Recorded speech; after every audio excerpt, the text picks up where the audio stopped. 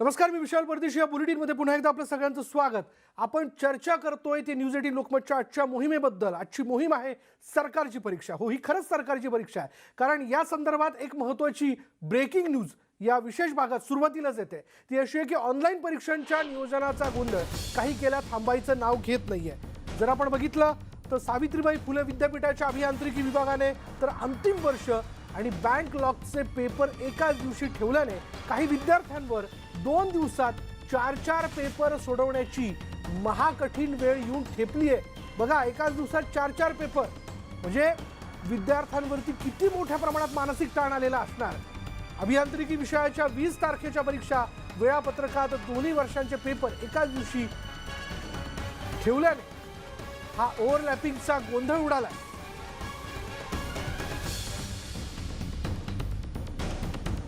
आणि याचबद्दल बोलूयात आमचे प्रतिनिधी चंद्रकांत फुंदे आपल्या बरोबर आहेत. चंद्रकांत, नेमकं काय झालं? आपल्याला माहिती आहे, परीक्षा पुणे विद्यापीठाची जी आहे सावित्रीबाई फुले पुणे 1 तारखेपासून अपेक्षित होत्या, पण यांचं वेळापत्रक काय जमलंच नाही, म्हणून त्या शेवटी 12 तारखेपासून होणार आहेत. त्याच्या आधी मॉक होतील 7 ते 9. पण हे वेळापत्रक बनवताना प्रशासनाला साधी गोष्ट लक्षात नाही आली की काही मुलांची बॅकलॉग असतात. आपल्याला माहिती आहे, काही मागच्या वर्षाचे विषय राहिलेले असतात, ते त्यांना देता येतात.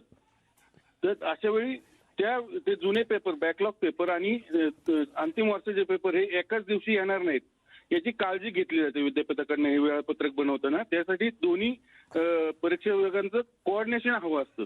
पण इथं पहिल्यांदा असं झालं की पोरांना 2 दिवसात 4 पेपर द्यावं लागणार आहेत. काही मुलांना अभियांत्रिकी विभागाच्या इलेक्टिव्ह 415 असे जे विषय आहेत अभियांत्रिकी अभ्यासक्रमाचे 3rd इयर आणि 2nd इयरचे, असं तो ओव्हरलॅपिंग झालेलं आहे. त्यामुळे मुलांनी आता नेमकं करायचं काय?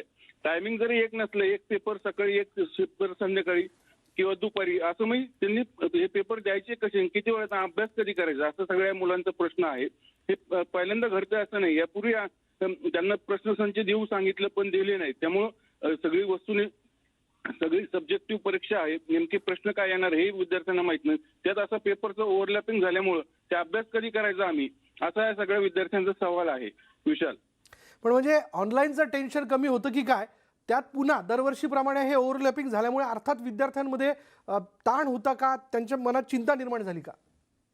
निश्चितच, कारण आता त्यांचा मानसिक तणाव वाढलाय. एक तर 3rd इयरचा अभ्यास आणि त्यात राहिलेले पेपर, तुला माहिती आहे राहिलेले पेपर जे असतात 2nd, 1st, मुलं ऐनवेळी अभ्यास करतात, वर्षभर करत नाही. शेवटी पेपरच्या अगोदर काही दिवस त्यांना 1-2-3 दिवस तरी वेगळे हवे असतात त्या विषयाचा अभ्यास करण्यासाठी, कारण पॅरलली 3rd इयरचा ते अभ्यास करत असतात. पण हे दोन्ही पेपर एकाच दिवशी आल्यामुळं नेमका अभ्यास कधी आणि कुठल्या पेपरचा करायचा, असा प्रश्न या विद्यार्थ्यांना पडलाय. त्यामुळे मानसिक तणावात आलेले आहेत सगळे विद्यार्थी.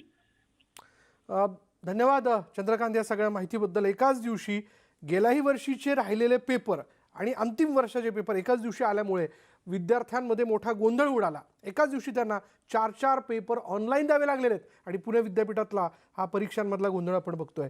याचबद्दल काही प्रतिक्रिया आपल्याकडे आल्यात, बघूयात. तांत्रिक अडचण निर्माण झाल्यामुळे बरेचसे विद्यार्थी परीक्षा देऊ शकलेले नाही.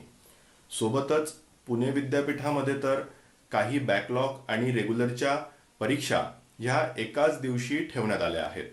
त्यामुळे विद्यार्थ्यांना 2 दिवसामध्ये 4 पेपर देण्याची पाळी ही विद्यापीठांच्या गोंधळामुळे आलेली आहे. सोबतच उच्च व तंत्र शिक्षण मंत्री यांना विद्यार्थ्यांच्या अडचणींबद्दल वारंवार निवेदन देऊन सुद्धा त्यांच्या अडचणी जशाच्या तशा आहेत. साध्या भाषेत सांगायचं तर शिक्षण मंत्री यांचं विद्यापीठांवर नियंत्रण दिसून येत नाही. आणि यानंतर आपण थेट जाणार आहोत. आपल्याबरोबर आहेत आरोग्य विज्ञान विद्यापीठाचे कुलगुरू डॉक्टर दिलीप म्हैसेकर. त्यांच्याशी आपण चर्चा आत्ता करणार आहोत. मला पुन्हा एकदा डॉक्टर म्हैसेकर सर आपल्याला विचारायचं आहे की आरोग्य विज्ञान विद्यापीठाच्या अंतर्गत असणाऱ्या कोर्सेसमध्ये विद्यार्थ्यांची संख्या जी आहे ती मर्यादित असते, पण आपल्याकडे ऑनलाईन एक्झामचा जो फॉर्मॅट आहे किंवा ऑफलाईन असेल, एकूणच दोन्ही प्रकारे ते यशस्वी ठरलं, ते आपण कशा पद्धतीने राबवलं? मग मी पुढल्या प्रश्नाकडे जातो. माझ्याकडे कसं आहे की आमच्या विद्यापीठामध्ये असं आहे की प्रत्येक कोर्सेसला पूर्ण म्हणजे भारतभर युनिक सिलेबस असल्यामुळे प्रत्येक पेपरला सुद्धा हा सगळ्या महाविद्यालयांमध्ये जरी कुठलंही प्रोफेशन असलं तरी सगळ्यांचे पेपर जे आहेत ते सारखे आहेत. एक युनिक सिलेबस सगळीकडे आहे, कॉमन. ऑल ओव्हर इंडिया म्हणजे आयुर्वेदिकला, होमिओपॅथीला, मेडिकलला, डेंटलला, फायनलला सगळ्यांचा सिलेबस एक असतो. त्यामुळे आम्हाला कॉर्डिनेट करताना ते सोपं जातं की त्यांचा सिलेबस एक असल्यामुळे आणि ठरलेला असतो आमचा पॅटर्न जो सेंट्रल काउन्सिलने जे ठरवलेला असतात तेवढं घ्यायचा. त्या हिशोबाने आम्हाला ते सोपं केलं. आणि एक विद्यार्थी संख्या ही लिमिट आणि सर्व विद्यार्थी साधारण आमच्याकडच्या फायनलच्या परीक्षा झालेल्या आहेत प्रत्येक प्रोफेशनच्या आणि PGच्या परीक्षा झाल्या आहेत पदव्युत्तर अभ्यासक्रमाच्या.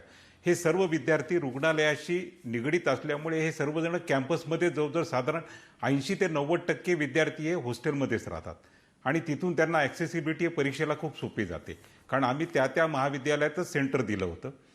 आणि दुसरा भाग म्हणजे असा की जे विद्यार्थी बाहेरगावी गेलेले होते, ज्यांच्या घरी गेले होते, आम्ही विद्यार्थ्यांना त्या चॉईसचं सेंटर दिलं. म्हणजे मुंबईचा मुलगा समजा जर का उस्मानाबाद असेल तर त्याला उस्मानाबाद आयुर्वेदिक कॉलेज दिलं होतं सेंटर, कारण हे आम्हाला शक्य याच्यासाठी की विद्यार्थी संख्या ही बऱ्यापैकी कमी आहे आणि त्या ठिकाणी आज सगळ्या ठिकाणी महाविद्यालय, प्रोफेशनल महाविद्यालय पूर्ण राज्यभर आहेत आणि त्यामुळे त्यांना तिथून थेरीला, त्यांना प्रॅक्टिकलला तिथंच बसता आलं आणि तिथूनच त्यामुळे त्यांचा रिझल्ट आम्ही इथून जनरेट केला. त्यामुळे विद्यार्थ्यांची ती गैरसोय वाचली की त्यांना जे घरी गेले होते त्यांना घरून यायची गरज पडली नाही आणि ते घरी बसूनच परीक्षा देऊ शकले. आणि जे हॉस्टेलला होते त्यांनी हॉस्टेलला परीक्षा दिली. तरी पण या लॉकडाऊनच्या काळामध्ये 5 ते 10% विद्यार्थ्यांना त्रास झाला, पण त्यांनी ती ॲक्सेसिबिलिटी मॅनेज केली. कोणत्याही प्रणालीचं आपण स्वागतच करायला हवं. कोणत्याही पुढल्या पाऊल जे काही डिजिटली पुढलं पाऊल टाकण्यात आलं त्याबद्दल कौतुकच करायला हवं. पण जर पूर्वनियोजन असेल तर त्याच्या अंमलबजावणीतला गोंधळ टाळता येऊ शकतो. आता जो फॉर्मॅट तुम्ही तुमच्याबद्दल सांगितला त्यातल्या जर काही गोष्टी या इतर विद्यापीठांनी आपल्या या ऑनलाईन परीक्षा प्रणालीमध्ये पूर्वतयारी करून जर इम्प्लिमेंट केल्या असता तर आता जो गोंधळ होतोय तो टाळता आला असता का?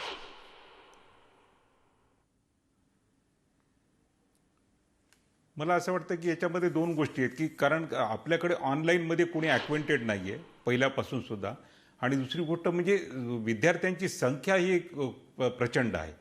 विद्यार्थ्यांची संख्या प्रचंड असल्यामुळं ओव्हरलॅपिंग ही गोष्टी होऊ शकतात तांत्रिक बाबीमध्ये. पण त्यामध्ये विद्यार्थी ज्या पद्धतीने सफर होतो किंवा त्याच्यामधला जो मानसिक ताण वाढतो, म्हणजे हेच बघा ना डॉक्टर साहेब की पुण्यामध्ये एकाच दिवशी आपण 4-4 पेपर देतोय, ऑनलाईन 4-4 पेपर आपल्याला द्यावे लागतात. म्हणजे नेमकं कुठला विषयाचा अभ्यास आपण लक्षात ठेवायचा आणि त्यातनं आपण पुढे जायचं, ही तर समस्या निर्माण झाली ना शेवटी. म्हणजेच पूर्वतयारी नव्हती. माझं असं म्हणणं आहे की याच्यामध्ये एखाद्याच ते एका सिलेबसमधले 4ही असू शकतील, कारण साधारण कसं आहे की एका पेपरमध्ये माझ्याकडे जसं होतं की समजा आयुर्वेदिकचा पेपर आहे तर सकाळी एक होता आणि आमचा दुपारी एक पेपर होता. सिलेबस हा जरी वेगळा असला तरी आम्ही स्प्लिट करून ठेवलेला होता.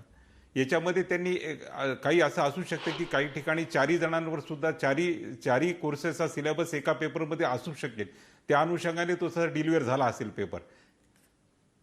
कारण आता ऑनलाईन परीक्षा करताना जो पहिल्याचा सिलेबस आहे, जो 15 मार्चपर्यंतचा सिलेबस घेण्यात आलेला आहे, त्याच्यामुळे पहिली जी परीक्षेची जी तयारी असेल ती मेपर्यंतची झाली असेल की रेग्युलर सिलेबसच्या हिशोबाने, आणि याच्या कटडाऊन सिलेबसमध्ये ही तांत्रिक अडचण येऊ शकते असं माझं मत आहे. बरं सर, एक शेवटचा प्रश्न. ग्रामीण भागातले विद्यार्थी भलेही अँड्रॉइड मोबाईल वापरत असतील पण अजूनही ऑनलाईन परीक्षा देणं या प्रक्रियेला ते सरावलेले नाहीत असं तुम्हाला वाटतं का?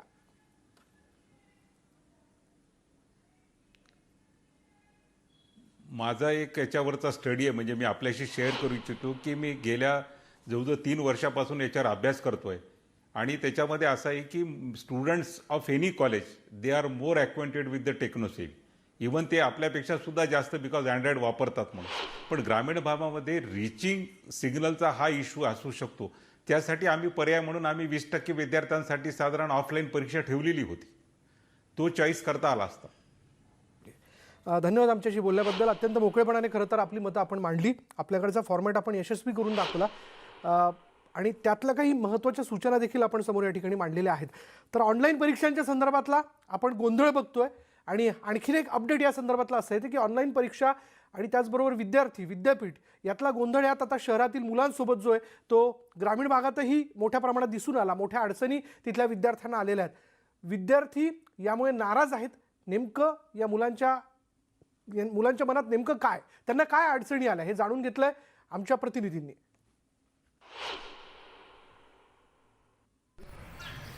न्यूज 18 लोकमतच्या शोमध्ये आपण पाहतोय की ग्रामीण भागामध्ये नेमक्या काय अडचणी आहेत. शहरांप्रमाणेच ग्रामीण भागात सुद्धा अडचणी आहेत. विद्यापीठाचा हा सगळा खोळंबा आहे. परीक्षा ऑनलाईन आहेत. आपल्यासोबत काही जुन्नर तालुक्यातील नारायणगाव परिसरातील ही सगळी मुलं आहेत आणि त्यांच्याही नेमक्या काय अडचणी आहेत आपण त्या विचारणार आहोत. दीदी, मला सांगतो कितवीला आहेस आणि तू ऑनलाईन एक्झाम दिली त्यावेळेस नेमकं काय अडचणी होत्या आणि आता जे काही घोळ चालू आहे सध्या एक्झामचा, तर त्याबद्दल तुझं मत काय? ऑनलाईन एक्झाममध्ये खूप म्हणजे आज मी सेकंड इयरला आहे. आमचे मिड एक्झाम त्याचं टाईम टेबल आलं आणि मग नंतर अचानक पेपरच्या आदल्या दिवशी एक्झाम कॅन्सल केली. त्याच्यामुळे खूप घोळ होतो अभ्यासाचा. कॉलेजमध्ये एक्झामसाठी जाऊन डायरेक्ट लिहिता येतं, सोपं पडतं ते. पण ऑनलाईन एक्झाममध्ये खूप भीती वाटते आणि कळतही नाही त्याच्यातलं काही. मधूनच रेंजचाही प्रॉब्लेम येतो खूप. यापूर्वी तू अशी एक्झाम दिली होती का कधी आणि हा अनुभव कसा होता? यापूर्वी मी कोणतीच एक्झाम नाही दिली ऑनलाईन एक्झाम, कारण की सगळं ऑफलाईन पद्धतीने चालू होतं कॉलेजमध्ये. तर हा घोळ तिने सांगितलेला आहे. आपल्यासोबत हा एक विद्यार्थी आहे. तू कसा अभ्यास करतोय? रेंजचा, इतर गोष्टीचा काय प्रॉब्लेम असतो आणि कोरोनात हे सगळं घडतंय, तर हे लवकर कोरोनाचं संकट जाईल आणि पुन्हा शाळेत जाऊन कॉलेजमध्ये जाऊन हे एक्झाम देता येतील, ते बरं की ऑनलाईन बरं? काय नेमकं? शाळेत जाऊन एक्झाम देणं माझ्या मतेने खूप बरं, कारण की ऑनलाईन लेक्चरमध्ये पेपर्स जे भेटतात ते हे राहत नाही, आमच्याजवळ राहत नाही, ते चेंज होतात. म्हणजे ते सारखे मिसच्या ह्यानी हलतात. मग काही मुलं म्हणतात आम्हाला पहिला सोडवायचा, काही म्हणतात आम्हाला 10वा सोडवायचा. म्हणून त्यात आमचा भरपूर टाईम जातो आणि शाळेत असताना प्रत्येकाला इंडिव्हिज्युअल पेपर भेटतो आणि आम्ही आमच्या मताने किती पण सोडू शकतो. म्हणजे कोणताही प्रश्न पहिला घेऊ शकतो किंवा लास्ट घेऊ शकतो. तू काय सांगशील? रेंजचा, नेटवर्कचा काय प्रॉब्लेम आहे आणि खरंच अभ्यास होतो का? आणि ह्या सगळ्या ऑनलाईन एक्झामबद्दल तुझं काय मत आहे? अभ्यास तर होत नाही, काही कळत पण नाही. ऑनलाईन ट्रेनचा खूप प्रॉब्लेम येतो. पेपरचं तर कधी कधी लिंक ओपन पण होत नाही त्याची. पेपरची लिंक ओपन होत नाही आणि आता तर एक्झाम पुढे ढकलल्यात. तुमच्या ठरल्या होत्या आणि त्या पुढे गेल्यात. मग वेळेत एक्झाम जर झाली तर ते अभ्यास झालेला असतो. आता एक्झाम पुढे गेली तर नेमकं काय? एक्झाम पुढे गेली तर खूप अवघड टेन्शन मनात राहतं की आपण एक्झाम दिली नाही की कुठंतरी मनात खचून राहतं. त्यामुळं एक टेन्शन राहतं. पुन्हा एकदा तुझ्याकडे येतो दीदी. हे टेन्शन कमी होण्यासाठी नेमकं काय? म्हणजे विद्यापीठाने एक्झाम अचानक चेंज करणं आणि ठरलेल्या वेळेत एक्झाम होणं, नेमकं काय जमलिंग झालं तुझ्या मनामध्ये सुद्धा? म्हणजे अभ्यास केला होता मी आणि मग नंतर ते अचानक पेपर कॅन्सल झाले आणि मग ते आता कधी होणार, कसे होणार, त्याचं भीती राहते मनात अशी. मनामध्ये भीती असते. एक्झाम अचानक कॅन्सल होतं आहे. नेटवर्कचा प्रॉब्लेम आहे. सरकारची धोरणं नेमकी कशी आहेत? ह्या सगळ्या मुलांचा सगळा गोंधळ आहे. लवकर हे कोरोनाचं संकट टळेल आणि पुन्हा एकदा ऑफलाईन एक्झाम सुरू होतील आणि या सगळ्या मुलांचं जे टेन्शन आहे हे कमी होईल, अशीच आशा या निमित्ताने आपण या सगळ्या विद्यार्थ्यांकडनं सरकारकडे यांची मागणी होते. Video journalist Smita Shinde sir, Raichand Shinde, news 18 Lokmat, Junnar. Online पद्धती परीक्षेमध्ये विद्यार्थ्यांना अनेक अडचणी येतात आणि या अडचणी ज्या आहेत त्या विद्यापीठ आणि प्रशासनाने त्वरित दूर कराव्या अशी मागणी जी ती विद्यार्थ्यांकडून करण्यात येते. ऑनलाईन परीक्षा देताना येणाऱ्या अडचणी जर दूर केल्या गेल्या नाहीत तर अनेक विद्यार्थ्यांचं शैक्षणिक नुकसान होईल आणि त्यामुळे त्वरित याकडे प्रशासनाने लक्ष घालावं अशी मागणी विद्यार्थी करताना दिसत आहेत. बघूयात याचबद्दल आमचे प्रतिनिधी सचिन जिरे यांनी विद्यार्थ्यांच्या भावना जाणून घेतल्यात. अगोदरच एक्झामला खूप उशीर झालेला आहे आणि त्यामध्ये ऑनलाईन एक्झाम आहे आणि ऑफलाईन एक्झाम आहे. परंतु हे सर्व करत असताना विद्यापीठाने कोणताही प्रश्नसंचसुद्धा या ठिकाणी दिलेला नाही आहे. म्हणजे कोणत्या ह्याच्यातून कसे प्रश्न विचारणार हे सुद्धा विद्यार्थ्यांना माहिती नाही आहे. दुसरी गोष्ट, ऑनलाईन एक्झाम आपण देत असताना नेटचा प्रॉब्लेम होत आहे. आजही काही विद्यार्थ्यांचे एक्झाम्स होते, त्यांनासुद्धा आत्तापर्यंत लिंक त्यांची ओपन झालेली नाही आहे. मोबाईल कंपन्यांच्या नेटवर्कची क्षमता विश्वासात न घेता, विद्यार्थ्यांना विश्वासात न घेता, विद्यार्थ्यांची आर्थिक परिस्थिती, पालकांची मानसिक स्थिती आणि विद्यार्थ्याची मानसिक स्थिती लक्षात न घेता जी ऑनलाईन एक्झाम शासनाने आयोजित केलेली ती अत्यंत ढिसाळ पद्धतीचं नियोजन आहे. याच्यामुळे विद्यार्थी प्रचंड संभ्रमात आहे. नक्कीच विद्यार्थ्यांचा संभ्रम काही दिवसात दिसतच आहे. नेटची समस्या आहे. त्या संदर्भात तुम्ही एक विद्यार्थी आहात, तुम्ही आता परीक्षा देणार आहात. या परीक्षेमध्ये आत्तापर्यंत तुम्हाला काय काय अडचणी येत आहेत? खरं तर प्रश्नातूनच प्रश्न सुटतात असे जुने जाणते म्हणतात, पण प्रश्न उपस्थित करण्यासाठी हवं असते एक व्यापक असं प्रशासन. आणि माझ्या मते हे प्रशासन कुठेतरी ढिलाई करते, प्रशासन कुठेतरी आडखळते. आज आम्ही पाहतोय की ज्यावेळेस परीक्षा देण्यासाठी मॉब टेस्टिंगसाठी आम्ही ओपन करतो त्यावेळेस दुसऱ्याचंच कोणाचं तरी लॉग इन झालेला असतो, आमचं होत नाही आहे. आणि कधी कधी सर्व्हर डाऊन आहेत, काही त्याच्यामुळे काही मुलांचं लॉग इनच होत नाही आहे. जर परीक्षेच्या मुख्य काळात जर लॉग इनच होत नसेल तर त्या विद्यार्थ्यांनी नंतर करायचं का, हा प्रश्न आहे. आणि दुसरी गोष्ट, या ऑनलाईनच्या या नादात ह्या दोन्ही राज्यपाल आणि सरकारांच्या या दोनाच्या भांडणामध्ये गव्हाबरोबर किडे रगडले जातात. म्हणजे या दोघांच्या मध्ये विद्यार्थ्यांचा लॉस होतोय असं माझं वैयक्तिक मत आहे. माझी स्वतः 9 तारखेच्या नंतरची जी एक्झाम होती त्याच्यामध्ये आत्तापर्यंत माझा लॉग इन ID पासवर्ड जो आला होता त्याच्यामधून ती माझी लिंकच ओपन होत नाही. याच्यामुळे मला त्याच्यामध्ये परीक्षेच्या दिवशी करायचं काय हा त्या ठिकाणी प्रश्न निर्माण झालेला आहे. आणि मॉकच्या संदर्भात विलिंगनेसचे जे फॉर्म होते ते कोणीच भरलेले नव्हते. विलिंगनेसच्या फॉर्ममध्ये सुद्धा बऱ्याचशा अडचणी निर्माण झाल्या होत्या. विद्यार्थ्याचे हॉल तिकीट या ठिकाणी अद्यापपर्यंत विद्यार्थ्याला मिळाले नव्हते. विद्यार्थ्यांमध्ये प्रचंड गोंधळ आणि चिंतेची अवस्था दिसून येते. आणि याच सगळ्या अवस्थेमध्ये लोकांच्या मनात, विद्यार्थ्यांच्या मनात, पालकांच्या मनात जे प्रश्न निर्माण होत आहेत त्याचीच उत्तरं आम्ही न्यूज 18 लोकमतच्या सरकारची परीक्षा या मोहिमेच्या माध्यमातून मिळवण्याचा प्रयत्न करतोय. तेव्हा याबद्दलची चर्चा अशी सुरू राहील. वेळ झाली का ब्रेक घेऊयात. पहा फक्त न्यूज 18 लोकमत.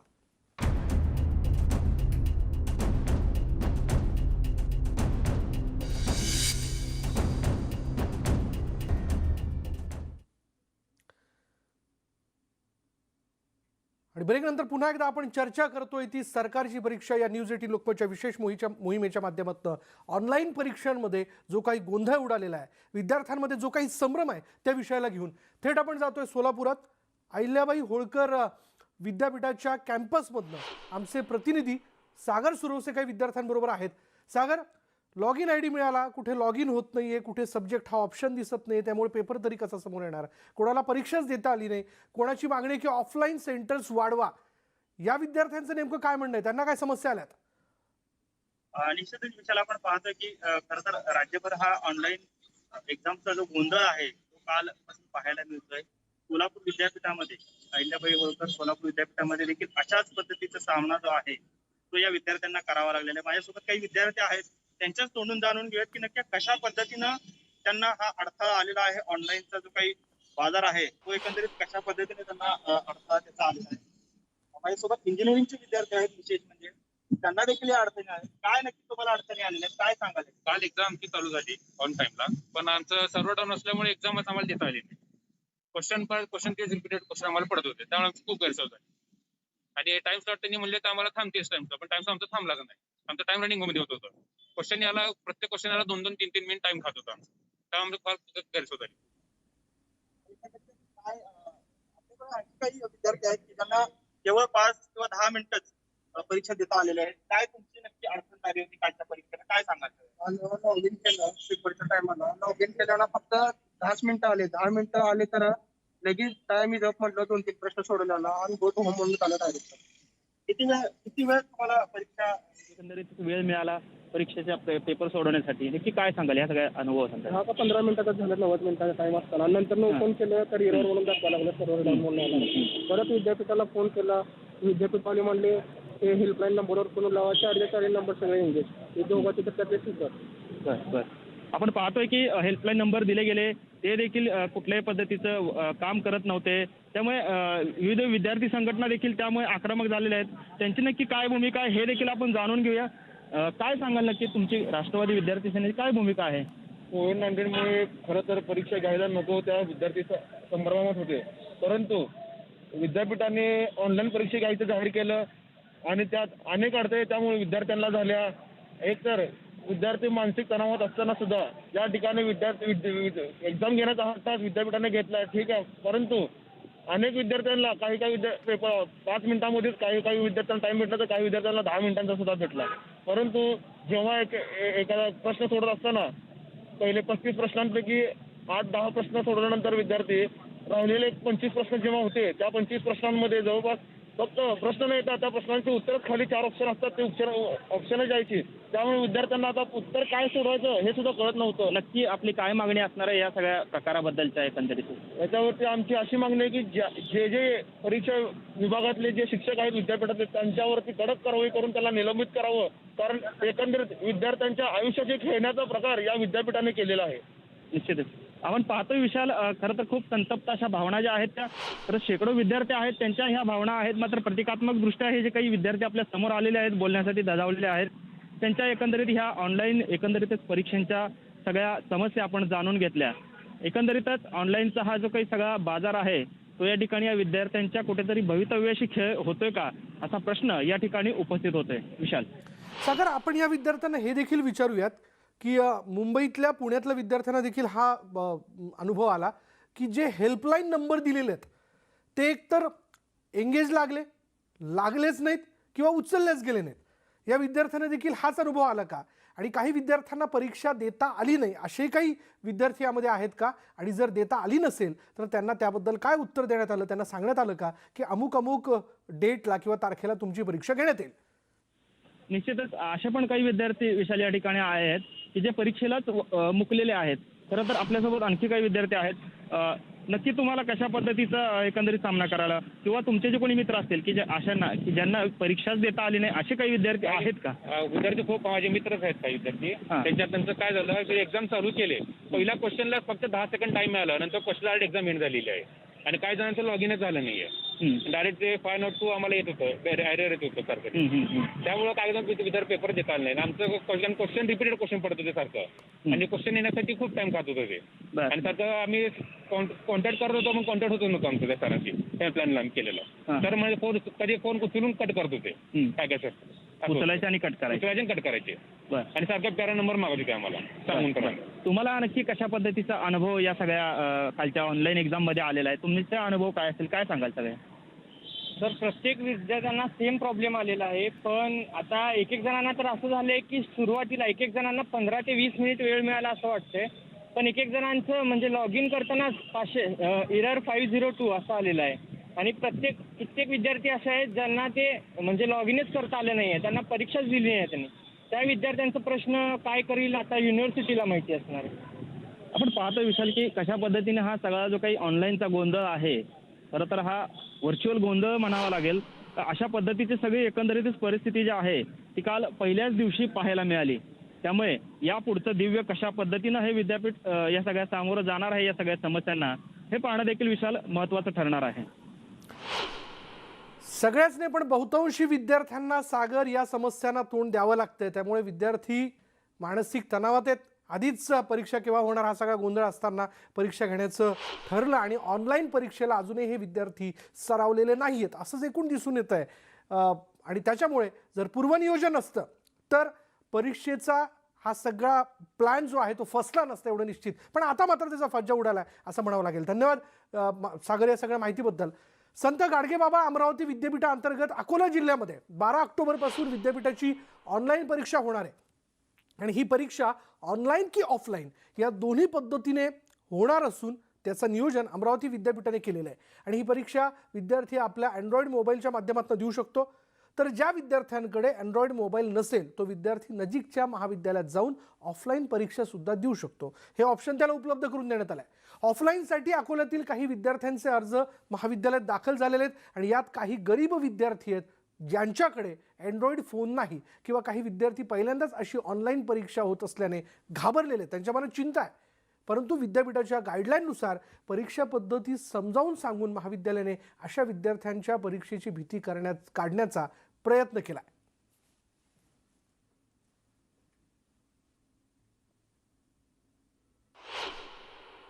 काही विद्यार्थ्यांकडे अँड्रॉइड फोन नाही, काही विद्यार्थी फार दुर्गम भागात राहतात, खेड्यात राहतात, नेटवर्क नसतं. परंतु अशा विद्यार्थ्यांकरता सुद्धा विद्यापीठाने अशी सोय केलेली आहे की ते नजीकच्या प्राचार्याकडे जाऊन तशा प्रकारचा ते अर्ज करतील आणि अर्ज कसे केलेले आहेत.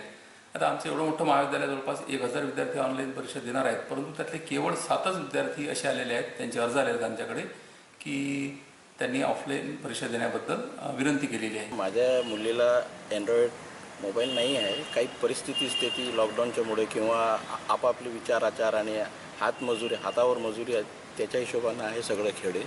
त्याच्या हिशोबानं माझ्या मुलीला ऑफलाईन एक्झाम द्यायचं होतं.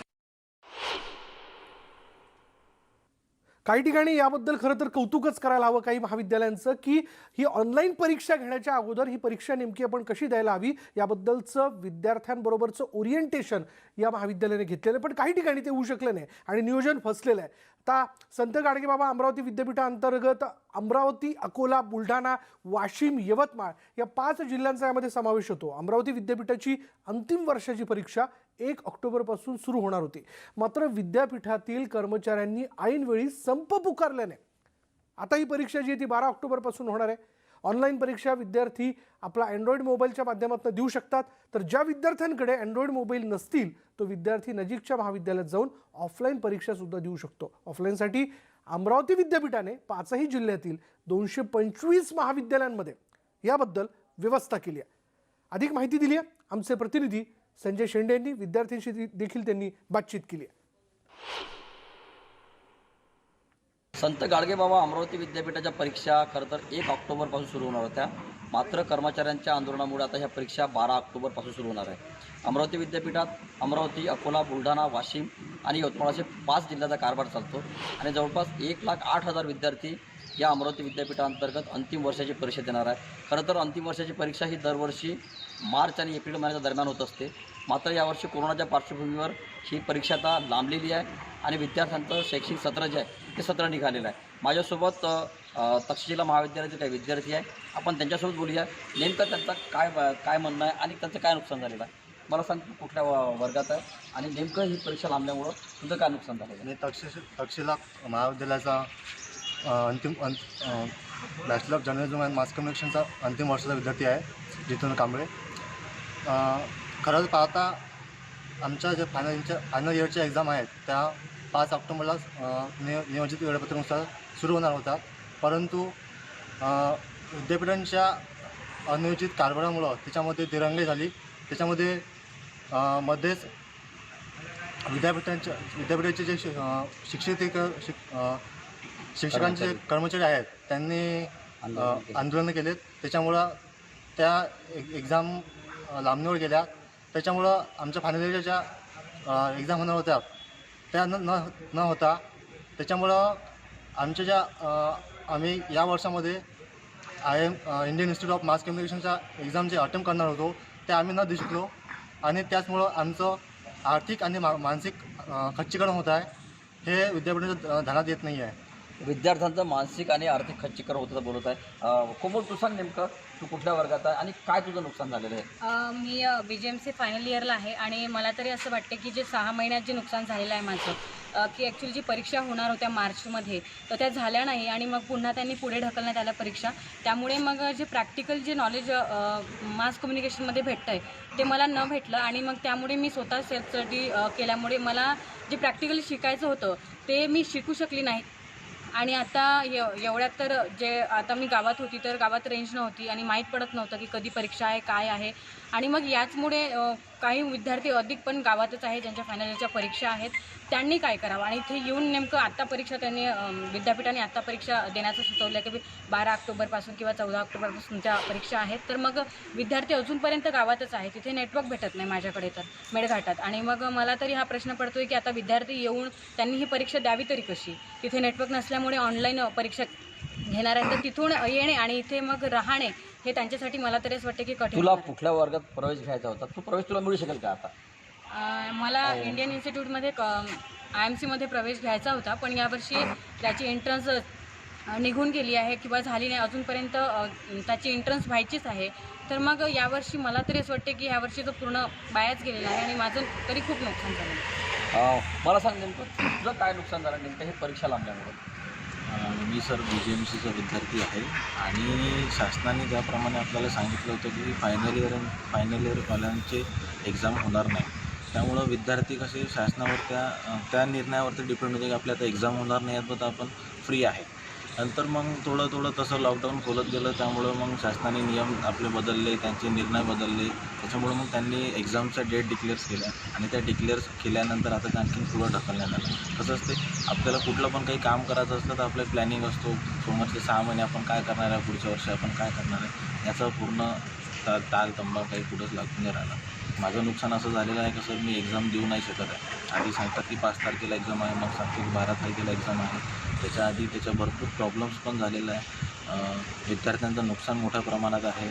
खेड्यागावातून आलेल्या विद्यार्थ्यांचा अभ्यासासाठी प्रॉब्लेम आहे, ऑनलाईन एक्झाम देण्याचा प्रॉब्लेम आहे.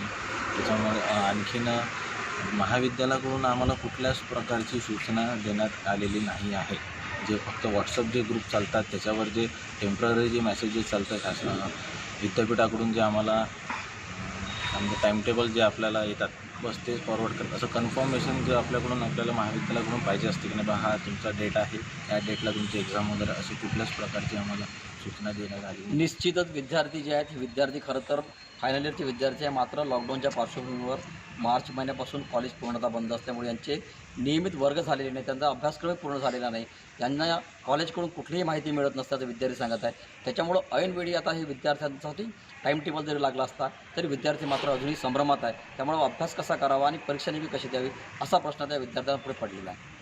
व्हिडिओ जर्नलिस्ट सागरचा संजय शेंडे, न्यूज 18 लोकमत, अमरावती. या सगळ्या समस्या ऐकल्यानंतर विद्यापीठ विद्यार्थ्यांशी संवाद साधायला कमी पडलं का?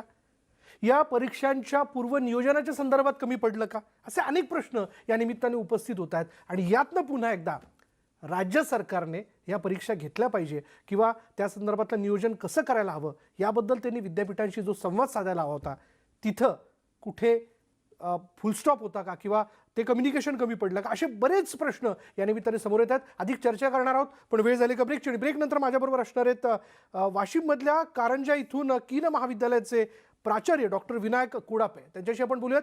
वेळ झाली का ब्रेकची. पहा फक्त न्यूज 18 लोकमत. पत्रकार परिषद सुरू आहे, थेट जाऊया तिथे. मंडळींपर्यंत पोचावा यासाठी आज या पत्रकार परिषदेचं आयोजन केलेलं आहे. आपल्याला माहिती आहे की एकूण 2 लाख विद्यार्थी हे अंतिम वर्षाच्या ऑनलाईन परीक्षेला बसणार आहेत. एकूण 2.5 लाख विद्यार्थ्यांची परीक्षा आहे. 2.5 लाख विद्यार्थ्यांपैकी 2 लाख विद्यार्थी हे ऑनलाईन परीक्षा देतील. उरलेले 50,000 विद्यार्थी हे ऑफलाईन परीक्षा देतील. हा आकडा थोडा पाठीपुढे होऊ शकतो, पण आजचा जो आढावा घेतलेला आहे त्याच्यातली ही आकडेवारी आहे. ऑनलाईनमध्ये कुठचीही तांत्रिक अडचण येणार नाही याची दक्षता विद्यापीठानं घेतलेली आहे. आणि ऑफलाईन 50,000 विद्यार्थ्यांच्या ज्या एक्झाम घ्यायच्या आहेत त्या विद्यापीठाच्या अंतर्गत येणारे जे 3 जिल्हे आहेत त्यांच्या 113 सेंटर्सवर ही ऑफलाईन एक्झाम होणार आहे. या ऑफलाईन एक्झामच्या संदर्भातच कमिशनर ऑफिस असेल, तिन्ही जिल्ह्याचे जिल्हाधिकारी असतील, तिन्ही जिल्ह्याचे पोलीस अधीक्षक असतील, यांचं सहकार्य विद्यापीठाला लागणार आहे. आणि तोच समन्वय साधण्यासाठी आज या विद्यापीठाच्या आढावा बैठकीसाठी मी उपस्थित आहे. महत्त्वाची गोष्ट अशी की जे 50,000 विद्यार्थी ऑफलाईन परीक्षा देणार आहेत ते ज्या ठिकाणी ज्या सेंटर्सवर ऑफलाईन एक्झाम देणार आहेत तिथली सॅनिटायझिंग सिस्टीम, तिथं थर्मल स्कॅनर असेल, त्याच्यानंतर बाकीच्या कोविडचे प्रोटोकॉल्स असतील, हे कशा पद्धतीनं पाळले गेले पाहिजे त्याच्यावर देखील आज आमची चर्चा झाली. आणि ग्रामीण भागातली यंत्रणा जिल्हा परिषद सीओनी हाताळावी आणि महानगरपालिकेतली यंत्रणा म्युन्सिपल कमिशनरनं हाताळावी असे निर्णय आजच्या बैठकीमध्ये आमचे झाले. आणि तशा पद्धतीचं पत्र कमिशनर ऑफिसमधनं आज तात्काळ जाईल. पूर्ण महाराष्ट्रामध्ये डिझास्टर मॅनेजमेंट ॲक्ट लागू असल्यामुळं ऑफलाईन परीक्षा ज्या घ्यायच्या आहेत 12 तारखेपासून त्या परीक्षा घेत असताना डिझास्टर मॅनेजमेंट अथॉरिटी जी जिल्ह्याची आहे त्याची देखील परवानगी आवश्यक आहे आणि ती तातडीनं देण्याच्या सूचना तिन्ही जिल्हाधिकाऱ्यांना आज मी कमिशनर ऑफिसद्वारे केलेल्या आहेत. पुणे विद्यापीठाच्या बाबतीमध्ये सराव प्रश्नांचा जो एक प्रश्न विद्यार्थ्यांच्या समोर निर्माण झालेला होता त्या संदर्भात मी माहिती घेतल्यानंतर मला असं कळलं की 8 तारखेपासून हे सराव प्रश्न विद्यार्थ्यांना द्यायला सुरुवात होणार आहे आणि मॉक टेस्ट देखील घेतली जाणार आहे. त्याच्यामुळं जे 2 लाख विद्यार्थी ऑनलाईन एक्झाम देणार आहेत त्यांना कुठची अडचण येऊ नये, त्यांना त्या सिस्टीममधली सुलभता यावी यासाठी 8 तारखेपासून एक्झाम देखील मॉक टेस्ट देखील सुरू होत आहेत आणि याचे सराव प्रश्न देखील विद्यापीठ 8 तारखेपासून अपलोड करणार आहे. दिव्यांग विद्यार्थी जे आहेत 571 दिव्यांग विद्यार्थी आहेत, त्या विद्यार्थ्यांची देखील आरोग्याच्या दृष्टीनं काळजी विद्यापीठानं घेतलेली आहे, त्या महाविद्यालयानं घेतलेली आहे. प्रत्येक जिल्ह्याचे नोडल ऑफिसर्स म्हणून त्या जिल्ह्यातल्या मोठ्या कॉलेजचे प्राचार्य हे नोडल ऑफिसर्स म्हणून नेमलेले आहेत. त्याची नावं आपल्याला विद्यापीठाकडनं दिली जातील. 20 मिनिटं वेळ वाढवून देतो दिव्यांग विद्यार्थी. आणि दिव्यांग विद्यार्थ्यांसाठी आपण 20 मिनिटाचा वेळ हा वाढवून दिलेला आहे.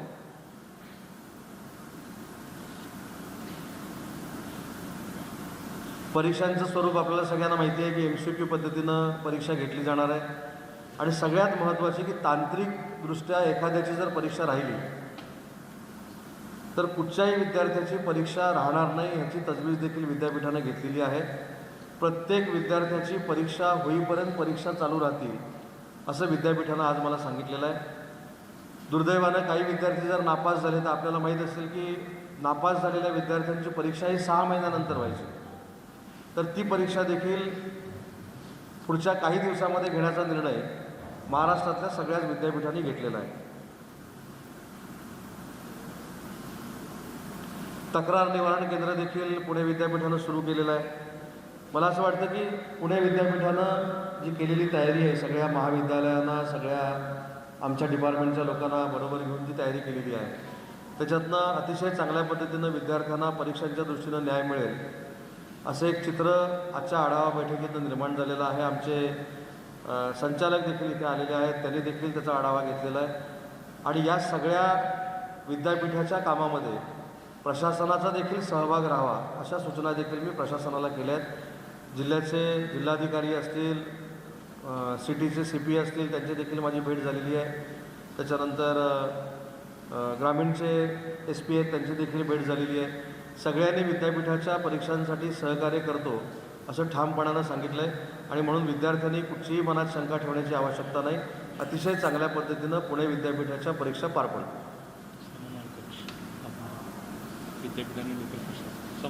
हां, दुसरं एक सांगितलं की विद्यापीठ आणि प्रशासन याच्यासाठी एक समन्वय कक्ष स्थापन करावा अशा पद्धतीच्या सूचना मी केल्यात आणि त्याची अंमलबजावणी देखील तातडीनं विद्यापीठ करणार.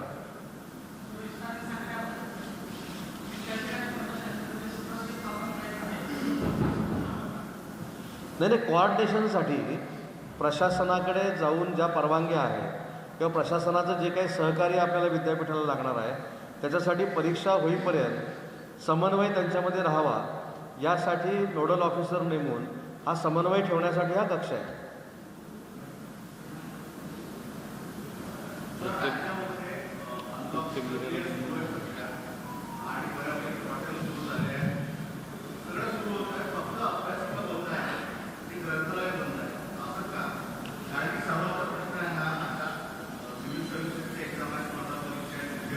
कालच ग्रंथालयाच्या संदर्भातलं माझं आणि आमचे जे SCS आहेत राजीव जलोटा त्यांच्याशी माझी बैठक झालेली आहे. येत्या काही दिवसामध्ये ग्रंथालय सुरू करण्यासाठी देखील आम्ही प्रयत्न करतोय आणि ग्रंथालय काही दिवसामध्ये सुरू होतं.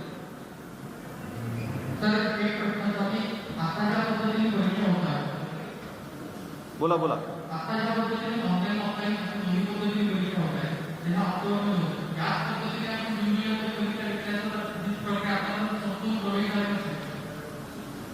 माझं या बाबतीतलं म्हणणं काय होतं आपल्या सगळ्यांना माहिती आहे आणि मी ते सुप्रीम कोर्टापर्यंत मांडलं. माझं तर म्हणणं होतं की कोविडची परिस्थिती ही महाराष्ट्रामध्ये एवढी पसरत असताना विद्यार्थ्यांना मानसिक दडपणाखाली परीक्षा द्यायला लावू नये.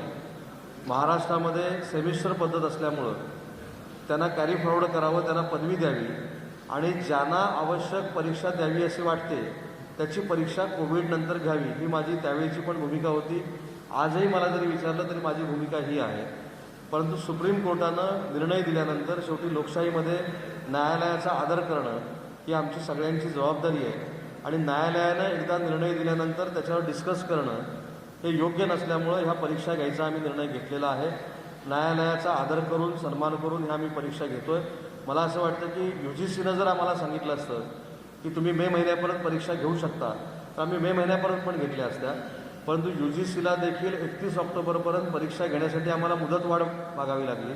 त्याच्यासाठी डिझास्टर मॅनेजमेंट अथॉरिटीची मिटिंग घ्यावी लागली आणि UGCनं दिलेल्या गाईडलाईनप्रमाणे या आम्हाला 31 तारखेपर्यंत एक्झाम पूर्ण कराव्या लागतात.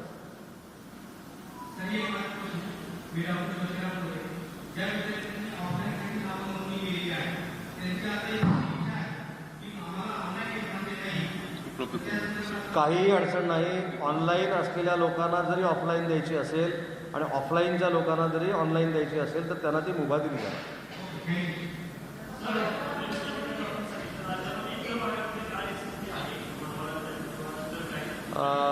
मला सांगताना आनंद होतो की गोंडवाना विद्यापीठ असेल, रामटेक विद्यापीठ असेल, नागपूर विद्यापीठ असेल, अमरावती असेल, या सगळ्या विद्यापीठांचा मी दौरा केला.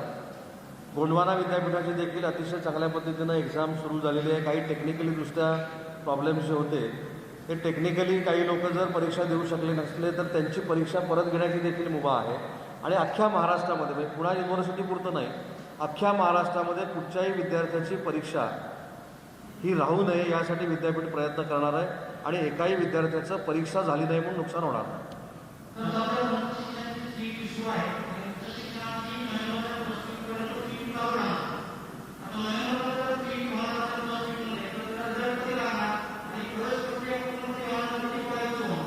एक आपल्या लक्षात आलं असेल की जगामध्ये म्हणजे नुसतं महाराष्ट्रामध्ये नाही, जगामध्ये अकॅडमिक इयर जे आहे ते पुढे गेलेलं आहे. परदेशामध्ये तर जानेवारीपासून सुरू करणार असं काही मंडळींनी सांगितलेलं आहे. काही मंडळींनी कॉलेजेस सुरू केलेली होती ती बंद करावी लागलेली आहे. त्याच्यामुळे 1-2 महिने अकॅडमिक इयर पुढे गेलं तर विद्यार्थ्यांचं नुकसान होणार नाही ही देखील आम्ही तजवीज केलेली आहे. CETची उच्च आणि तंत्र शिक्षण मंत्री उदय सामंत यांची पत्रकार परिषद होती. काही महत्त्वाचे मुद्दे त्यांनी या पत्रकार परिषदेत स्पष्ट केलेले आहे. खरं तर याच विषयाला घेऊन आज न्यूज 18 लोकमत मोहीम राबवते. सरकारची परीक्षा तांत्रिक दृष्ट्या जर अडचण आली तर पुन्हा त्या विद्यार्थ्याची परीक्षा घेतली जाईल असं त्यांनी स्पष्ट केलं आहे. तक्रार निवारण केंद्र जी आहेत ती वेगवेगळ्या विद्यापीठांमध्ये सुरू करण्यात आलेली आहे आणि असे बरेच मुद्दे त्यांनी आपल्या बोलण्यातनं स्पष्ट केलेत. अधिक बोलणार आहोत पण वेळ झाली का ब्रेकची. ब्रेक घेऊयात. पहा फक्त न्यूज 18 लोकमत.